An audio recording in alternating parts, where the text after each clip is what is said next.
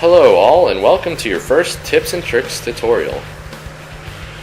Today we'll be covering the first mission on Microsoft's Flight Simulator 10. It's called First Takeoff. Now if you're like most people, you're probably having a difficult time making your first flight a success. So let's go over some tips and tricks to help you do this. The first trick is to select the right view.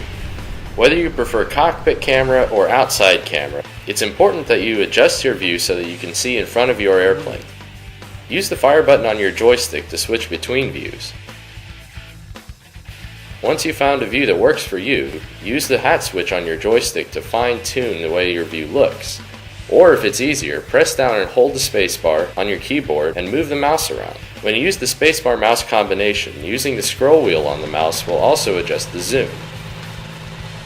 Once you've selected your view, you're ready for tip number 2, which is not over-controlling.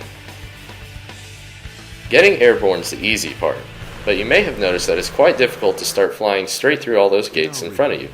You can make your flight so much easier if you try to avoid turning on takeoff. But if you did happen to turn on takeoff, it's important to remember that the ultralight you're flying is not a fighter jet. Try to avoid getting your ultralight into steep turns. The steeper the turn, the harder it is to realign your ultralight once you find the gate.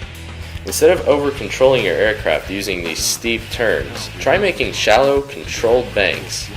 This will make your ultralight much easier to control. The next trick is very easy to master. Throttle or speed control. When managing your throttle, there's two very simple things to remember: not too fast and not too slow.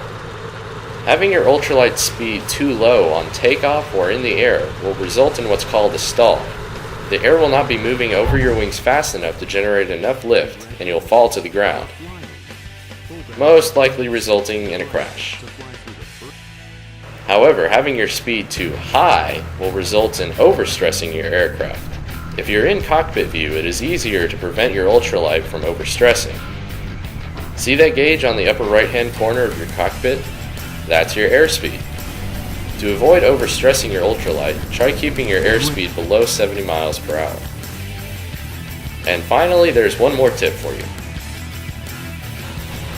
The person speaking to you throughout all these tutorials has been nicknamed in the flight club Russell. Smoothly advance the throttle to full.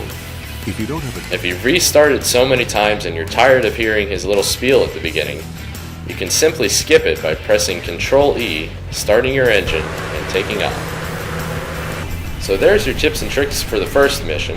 Hopefully that helped you out a bit, so until the next time, happy flying!